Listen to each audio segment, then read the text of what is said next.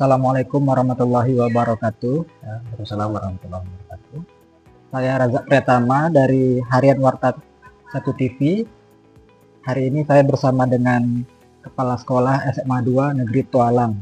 Kali ini kami ingin membahas dan bertanya kepada Bapak mengenai program TKA atau tes kemampuan akademik yang diterapkan di sekolah ini. Bisa Bapak jelaskan apa sebenarnya itu program TKA, Pak? Ya, baik. Jadi program TKA ini atau tes kemampuan akademis ini adalah program baru dari kementerian ya, kementerian kita yang terkait dengan pelaksanaan program di satuan pendidikan ya.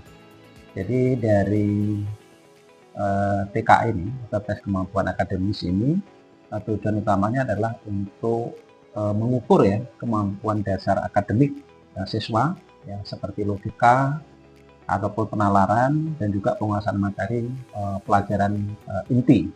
Ya, jadi hasil tes ini digunakan untuk ya misalnya pemetaan kelas ya, kemudian program pengayaan dan juga memberikan gambaran ya terkait dengan kesiapan belajar siswa ya di jenjang yang mungkin lebih tinggi lagi. Oke. Yang siapa saja sih yang mengikuti program TKA ini dan kapan biasanya dilaksanakan, Pak? Ya, yang mengikuti program TKA ini tentunya adalah siswa SMA Negeri 2 Tualang ya. Idealnya bahwa kegiatan ini diikuti oleh biasanya di tahun awal ya, di tahun awal ajaran dan kemudian diikuti oleh siswa baru yang masuk di SMA Negeri 2 Tualang ya, terutama pada awal tahun ajaran, dan ini menjadi bagian dari proses orientasi ya dan seleksi penempatan kelas dari kegiatan ini. Oke. Biasanya materinya apa, Pak, yang diujikan dalam TKA ini? Ya, untuk materi yang diujikan itu misalnya materi yang mencakup pelajaran inti ya, matematika, bahasa Indonesia, bahasa Inggris, dan juga nanti ditambah dengan tes potensi akademik atau TPA ya, yang menilai kemampuan logika, analisis, dan penalaran. Terus bagaimana proses pelaksanaan TKA-nya, Pak? Ya, untuk proses pelaksanaan TKA ini tentunya diawali dengan pengarahan ya kepada peserta didik, kepada siswa kita, kemudian bagaimana terkait dengan pelaksanaan TKA ini. Terus kemudian tentunya diadakan yaitu pelaksanaan tes ya di ruang khusus yang telah disiapkan dengan pengawasan yang ketat, dan setelah tes selesai nanti tim dari sekolah atau guru ini akan memeriksa dan mengolah hasilnya secara objektif untuk menentukan pemetaan dan kebutuhan akademis siswa. Manfaat dari program TKA sendiri untuk siswa maupun sekolah itu berupa apa, Pak? Ya, bagi siswa TKA itu untuk membantu mengetahui kemampuan akademik mereka ya, jadi sehingga dapat menyesuaikan dengan strategi belajar. Kemudian bagi sekolah, TKA menjadi acuan dalam merancang program pembelajaran yang sesuai dengan kemampuan siswa.